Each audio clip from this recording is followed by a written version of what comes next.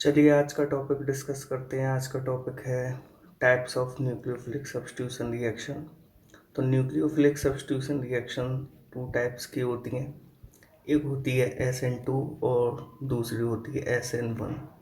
यहाँ पर जो S है इट स्टैंड्स फॉर सब्स्टिट्यूशन, ठीक है, and N stands for nucleophilic, ठीक है, एंड 2 स्टैंड्स फॉर बाईमोलिकुलर। अब ये बाईमोलिकुलर का क्या मीनिंग है उसे हम आगे डिस्कस करेंगे थोड़ी देर बाद। उसी तरीके से SN1 में भी S का मतलब सब्स्टिट्यूशन, N का मतलब न्यूक्लियोफिलिक और यहाँ 1 का मतलब है यूनिमोलिकुलर, ठीक है ना। आपने केमिकल काइनेटिक्स में पढ़ा होगा कि मॉलिक्यूलरिटी होती है ये बाईमोलिकुलर या यूनिमोलिकुलर, ठीक है ना। बाईमोलिकुलर जिसकी मॉलिक्यूलरिटी 2 होती है और यूनिमोलिकुलर जिसकी मॉलिक्यूलरिटी जो है 1 होती है, ठीक है। तो चलिए एक एक करके पढ़ते हैं। हम SN2 को पढ़ते हैं सबसे पहले। SN2 हो गया हमारा nucleophilic substitution bimolecular reaction. Clear है। तो देखो ये जो रिएक्शंस होती हैं ये बाईमोलिकुलर का क्या मतलब है। बाईमोलिकुलर का मतलब ये है कि रेट डिटरमाइनिंग स्टेप के अंदर 2 मॉलिक्यूल पार्टिसिपेट करते हैं। एक होता है आपका एल्काइल हैलाइड और दूसरा होता है न्यूक्लियोफाइल, ठीक है। यानी कि SN2 रिएक्शन के अंदर जो रेट डिटरमाइनिंग स्टेप होता है उसके अंदर 2 मॉलिक्यूल पार्टिसिपेट करते हैं। एक होता है एल्काइल हैलाइड और दूसरा होता है न्यूक्लियोफाइल। इसलिए जब हम SN2 रिएक्शंस के रेट लॉ एक्सप्रेशन लिखते हैं तो वो रेट लॉ एक्सप्रेशन होता है rate equal to K into concentration of alkyl halide into concentration of nucleophile, ठीक है। यानी हम ये कह सकते हैं कि SN2 रिएक्शन की जो रेट होती है वो एल्काइल हैलाइड और न्यूक्लियोफाइल दोनों की कंसंट्रेशन पर डिपेंड करता है। यहाँ पर ये जो हम स्क्वायर ब्रैकेट लगाते हैं सबको पता होगा, स्क्वायर ब्रैकेट का मतलब मोलर कंसंट्रेशन होता है। साथ ही साथ आप एक चीज़ और देखिए कि जब हम ऑर्डर ऑफ काइनेटिक्स निकालते हैं तो यहाँ पावर 1 है और यहाँ पावर 1 है। तो आपने ऑर्डर के बारे में पढ़ा होगा कि रेट लॉ एक्सप्रेशन के अंदर कंसंट्रेशन टर्म्स के ऊपर जो ये पावर आती हैं उन पावर्स को जब हम जोड़ देते हैं तो वो हमें ऑर्डर बताता है। यानी SN2 रिएक्शन का जो ऑर्डर ऑफ काइनेटिक्स होता है वो 2 होता है। अब रही बात एग्जाम्पल की, SN2 रिएक्शन का एग्जाम्पल पढ़ते हैं, ठीक है। तो अब हम पढ़ रहे हैं एग्जाम्पल। देखिए एग्जाम्पल है इसका CH3Br plus OH negative gives CH3OH plus Br negative, ठीक है। CH3Br यानी मेथिल ब्रोमाइड, ये हमारा एल्काइल हैलाइड हुआ, ठीक है। एंड OH नेगेटिव क्या है, न्यूक्लियोफाइल। इससे पहली वाली वीडियो में मैंने न्यूक्लियोफाइल के बारे में सब कुछ बताया था। न्यूक्लियोफाइल क्लियर है। CH3OH हमारा मेन प्रोडक्ट हो गया और Br नेगेटिव हो गया हमारा लीविंग ग्रुप। क्लियर है। तब आप देख रहे हो कि इस रिएक्शन के अंदर Br की पोजीशन पर OH आ गया, यानी Br की पोजीशन पर हमारा जो न्यूक्लियोफाइल था वो सब्स्टिट्यूट हो गया। इसलिए इसको हम न्यूक्लियोफिलिक सब्स्टिट्यूशन रिएक्शन की कैटेगरी में पढ़ते हैं। और यहाँ पर Br नेगेटिव लीविंग ग्रुप है। आपको ये भी पता होना चाहिए बेस्ट लीविंग ग्रुप कौन सा है। बेस्ट लीविंग ग्रुप होता है I नेगेटिव, यानी सबसे इजीली जो है आयोडाइड जो है लीव करते हैं मॉलिक्यूल को। क्लियर है यहाँ तक। चलिए अब देखिए इसकी हम मैकेनिज्म पढ़ते हैं। तो नेक्स्ट है मैकेनिज्म, SN2 रिएक्शन की मैकेनिज्म, ये आपको ध्यान से समझनी पड़ेगी। मैकेनिज्म समझने से पहले आपको 2 चीज़ें समझनी पड़ेंगी।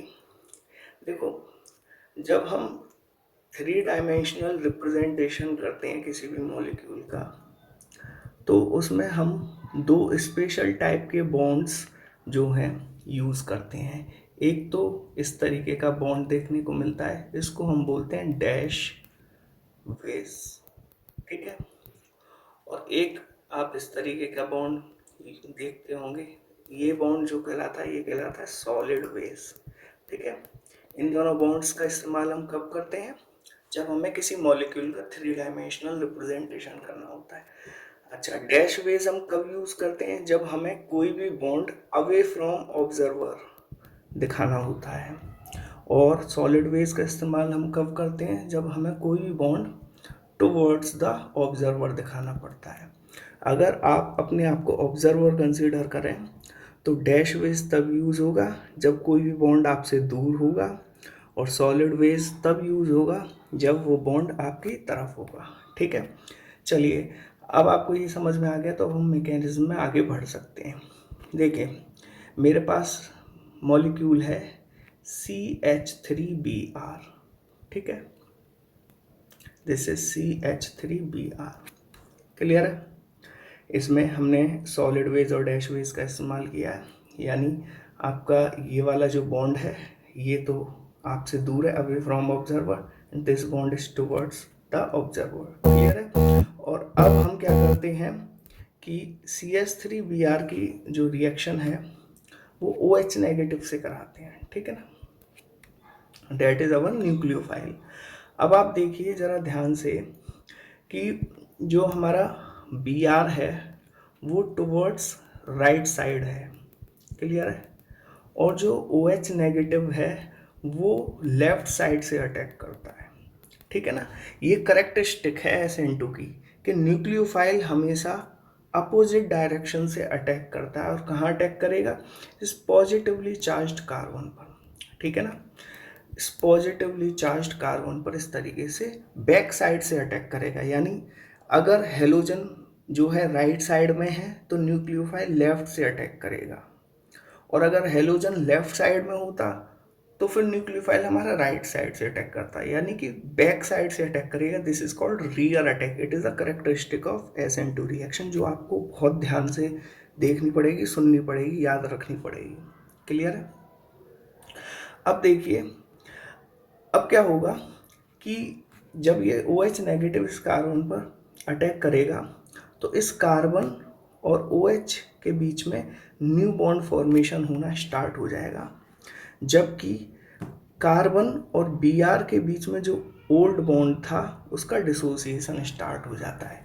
यानी बॉन्ड फॉर्मेशन और बॉन्ड डिसोसिएशन साइमल्टेनियसली एक ही स्टेप में हो रहे हैं। इस तरह की मैकेनिज्म को कंसर्टेड मैकेनिज्म बोला जाता है। कंसर्टेड मैकेनिज्म का मतलब होता है कि ऐसी मैकेनिज्म जिसमें बॉन्ड फॉर्मेशन और बॉन्ड डिसोसिएशन एक ही स्टेप में हो रहा है, अलग अलग स्टेप में नहीं हो रहा है, ठीक है ना। उसके बाद बाकी के बॉन्ड्स मैंने इस तरीके से लगा दिए। तो इस तरीके से आपको जो ये स्ट्रक्चर मिली ये ट्रांजिशन स्टेट कहलाती है। This is called transition state. और ये ट्रांजिशन स्टेट अनस्टेबल होती है। Why this is unstable? ये अनस्टेबल क्यों होती है? तो आप गौर से देखेंगे तो ये जो हमारा कार्बन है ये कार्बन 5 बॉन्ड से जुड़ा हुआ है, जबकि कार्बन की तो 4 ही वैलेंसी होती है, यानी एक एक्स्ट्रा जो है बॉन्ड बना हुआ है। इस वजह से ये अनस्टेबल होता है। 5 बॉन्ड पॉसिबल नहीं है कार्बन के, तो तुरंत एक बॉन्ड टूटेगा। और कौन सा वाला बॉन्ड ब्रेक होगा? ये वाला बॉन्ड ब्रेक होगा, दिस बॉन्ड ब्रेक।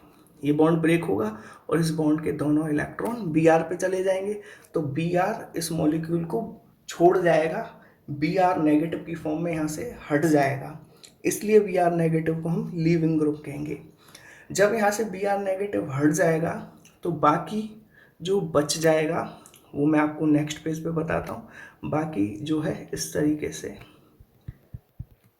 ये CH3OH ये बच जाएगा और Br नेगेटिव मॉलिक्यूल को छोड़ जाएगा। That is called leaving group, clear है। और ये हमारा हो गया मेन प्रोडक्ट मीथेनॉल, ठीक है ना।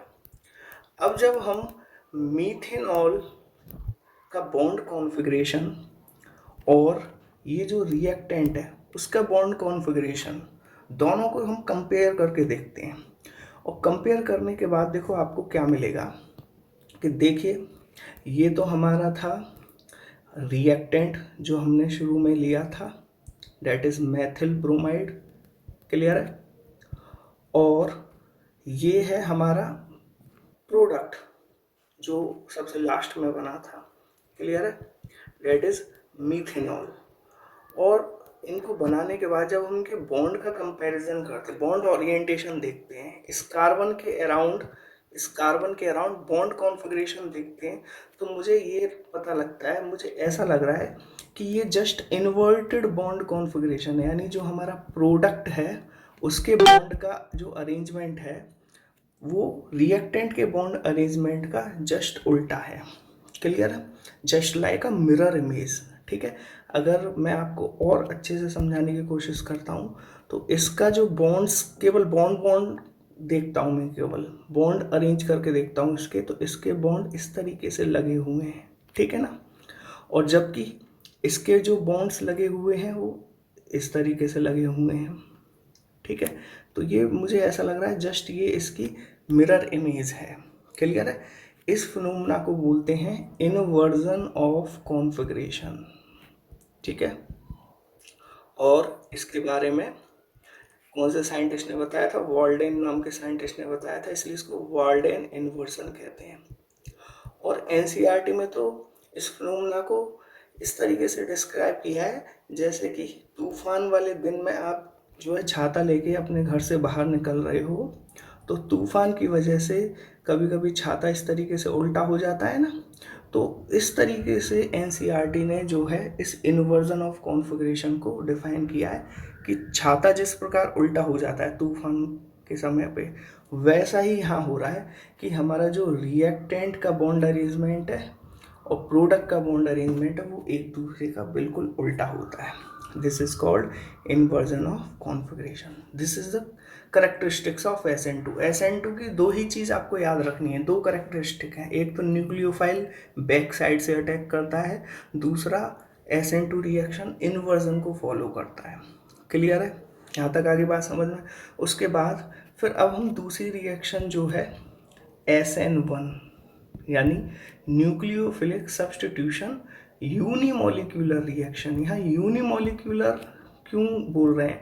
क्योंकि यहाँ पर जो रेट डिटरमाइनिंग स्टेप होता है, इसका जो रेट डिटरमाइनिंग स्टेप होता है वो सिर्फ किस पर डिपेंड करता है? एल्काइल हैलाइड पर डिपेंड करता है, न्यूक्लियोफाइल पर डिपेंड नहीं करता। इसलिए जब हम इसका रेट लॉ लिखते हैं SN1 रिएक्शन का, तो वो होता है रेट इक्वल टू K और इनटू में कंसंट्रेशन ऑफ एल्काइल हैलाइड, सिर्फ इतना आता है। आगे आपने SN2 में देखा होगा कि SN2 में एल्काइल हैलाइड की कंसंट्रेशन के बाद फिर न्यूक्लियोफाइल की कंसंट्रेशन का भी मल्टीप्लाई हुआ था, पर यहाँ पर ऐसा नहीं होगा, क्लियर है, यानी इसका ऑर्डर ऑफ काइनेटिक्स सीधे सीधे 1 हो जाएगा, क्लियर है। अब रही बात इसके एग्जाम्पल की, तो देखो जो इसका एग्जाम्पल है वो tert butyl bromide, this is called tert butyl bromide, common name है ये।